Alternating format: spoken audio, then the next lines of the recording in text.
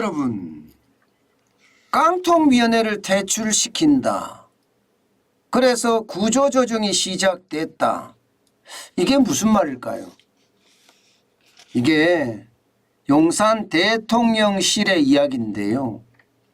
쉽게 말하면 대통령 직속위원회를요, 무려 말입니다, 60에서 70% 감축한다. 이런 이야기를 발표를 했습니다. 와, 저는 이걸 보면서요, 제가 잘못 봤나 하고 다시 들여다봤습니다. 30에서 40%를 감축한다는 이야기가 아닐까, 그렇게 말입니다. 그런데 60에서 70이었어요. 사실 30에서 40도 굉장히 높은 수거든요. 그런데 60에서 70이면 이게 높은 정도가 아닙니다. 일반적으로 말입니다, 여러분. 대통령 직속위원회를 감축하는 경우는 웬만하면 없습니다. 왜냐하면 이 위원회에 소속되어 있는 사람들의 어떤 면면을 보면 그래도 사회의 지도자군들이 많아요. 뭐 교수라든가 박사라든가 뭐 시민단체 활동한다든가 뭐 나름대로는 지역사회를 이끌고 있거나 어떤 특정 분야를 이끌고 있는 사람들이 굉장히 많습니다. 그렇기 때문에 이게 줄이고 싶어도 쉽게 줄이지 못하는 게 현실이거든요. 표에 대한 어떤 신경을 쓴다면 이거 줄이기가 굉장히 어렵습니다. 그런데 지금 윤석열 정부는요, 이 대통령 직속위원회를 적어도 70%, 아니죠, 적어도 60%, 많으면 70%까지 감축한다고 합니다. 와, 진짜 어마어마하지요. 여러분, 실제입니다. 지금 위원회가 629개나 있습니다. 629개. 행정위원회가 42개가 있고요. 자문위원회가 587개가 있습니다. 진짜 많죠? 엄청납니다. 특히 말입니다, 각 부처에 가보면요, 행정위원회가 30개, 자문위원회가 519개가 있습니다. 각 부처에 가보면. 뭐 총리실도 적지 않습니다. 행정위원회가 10개, 그리고 자문위원회가 50개 있습니다. 대통령실도 마찬가지입니다.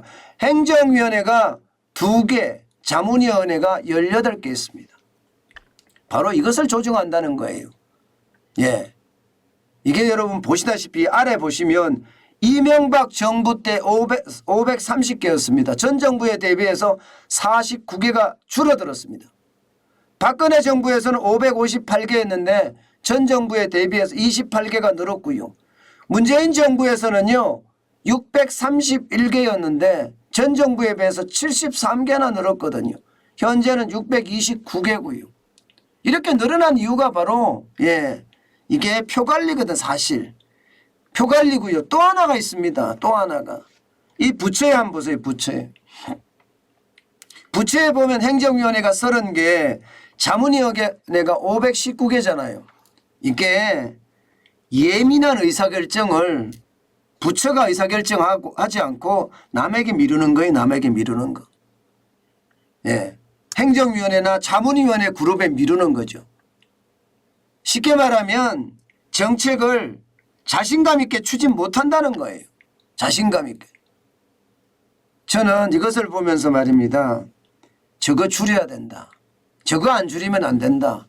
제가 예전에부터 이야기를 했습니다. 왜냐하면 말입니다, 이게 위원회 한 개당 말입니다, 쓰는 돈이 적게는 30억이에요. 많게는 40억이에요. 1년에 쓰는 게. 게다가 말입니다, 이 위원회에 앉아 있는 사람들 보면 위원장부터 시작해서 부위원장, 사무국장 내지는 사무총장, 이분들이 쓰는 돈이 어마어마합니다. 게다가 카드로 쓰는데 이게 위원회를 위해서 쓰는 경우도 있지만 개인을 위해서 쓰는 경우도 허다했습니다. 허다했어요. 그래서 맨날 문제로 불거지고 이게 정권 창출에 기여한 사람들을 챙겨주는 창구라고도 이야기할 정도로 난리였단 말입니다. 그런데 바로 이런 위원회, 이런 위원회를 가감하게 퇴출시킨다는 것은 여러분 환영할 만한 일입니다. 이것은요 어느 정부도 하지 못했어요.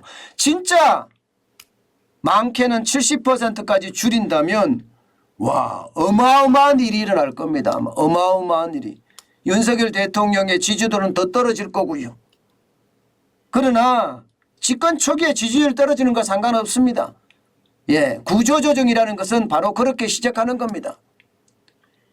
이것은 여러분 위원회가 줄어들어서 지출을 확실하게 구조조정한다 이렇게 이야기할 수 있는 거잖아요. 지출이 적어도 말입니다. 한 위원회에 적게는 30억 많게는 40억씩 1년에 지출이 되는데 629개 중에 말입니다. 70%를 줄여버리면 이거야말로 세금을 줄여 쓰는 획기적인 일이라고 할 수도 있죠. 그만큼 말입니다. 지금 대한민국의 구조조정이 필요하다는 거예요. 지금 대한민국의 복합위기 상태라서 뭔가 줄여야 된다는 거예요. 그렇지 않고는 이대로 가다가는요 폭삭 같이 망한다는 이야기입니다. 저는 이 이야기를 보면서 말입니다. 좀 확대 해석을 했습니다.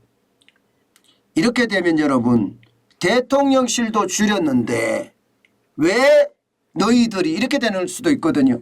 그렇게 되면 여러분 이게 대통령실이 저렇게까지 감축을 하게 되면 이게 공기업에 혹은 공공기관의 지출 구조조정이 일어날 수밖에 없습니다. 이렇게 되면 공공기관 공기업의 구조조정이 본격화될 겁니다. 이게 여러분 어마어마한 파장을 불러올 겁니다. 지금까지 그 어느 누구도 하지 못한 그런 개혁과 구조조정이 이 공공기관 공기업에 아주 확 휩쓸 겁니다. 그런데 여기서 끝나느냐? 아닙니다. 이 공공기관 공기업이 구조조정이 되잖아요. 그러면 자연스럽게 민간도 구조조정됩니다. 공기업이나 공공기관에 사실상 기대어 사는 사람들 많거든요. 시민단체부터 시작을 해서 말입니다. 작은 기업 큰 기업까지. 이게 지출을 구조조정하면 돈을 줄여서 나갈 수밖에 없는데 돈을 줄여서 나가면 바로 시민단체에 대한 지원금도 줄 것이고 소기업 중기업 대기업에 대한 어떤 프로젝트를 취소하는 일도 생길 테니까 여기에 대한 어떤 사업 구조조정도 일어날 겁니다. 어마어마한 파장을 불러올 겁니다. 지금 당장은요 아주 간단해 보여요. 그냥 대통령실에 직속위원회를 적게는 60% 많게는 70% 줄인다는 이야기는요 뭐 대통령실이 그렇게 줄일 수도 있겠지 이렇게 생각을 하지만 그 파장을 생각하면 그만큼 어마어마한 파장을 불러올 거다. 저는 그렇게 예상합니다. 이게 대통령 권력을 잡고 집권을 하고 나서 1, 2년 만에 이루어져야 되는 일들이거든요. 이게요. 1, 2년 만에 이루어지지 않으면 여러분 이거 3년차 넘어가면 해결할 수도 없어요. 또 방만 경영으로 가야 됩니다. 지금 그 어느 때보다 중요한 것은요. 여러분 세금이 허투루 써지는 거 이거 구조조정해야 되거든요. 지출 조정도 해야 되고요. 세금은 혈세라고 이야기했으니까 진짜 혈세처럼 써져야 돼요. 저는 그런 일이 지금 시작이 됐다고 저는 생각을 하고요. 그만큼 말입니다. 이 파장이 점점 커질 거예요. 아마 여기에 따라서 노조들의 어떤 이 준동도 굉장히 심해질 거고요. 정치권의 어떤 반대 더불어민주당이겠죠. 더불어민주당의 반대도 굉장히 격렬해질 겁니다. 그렇지만 지금 대한민국 이 상태에서 그냥 경제를 회복시키는 일은 불가능합니다. 그러려고 그러면요. 이게 지출에 대한 구조조정, 사업에 대한 구조조정 반드시 단순하게 구조조정이 아니라 개혁적으로 일어나야 돼요. 그래야지만이 말입니다.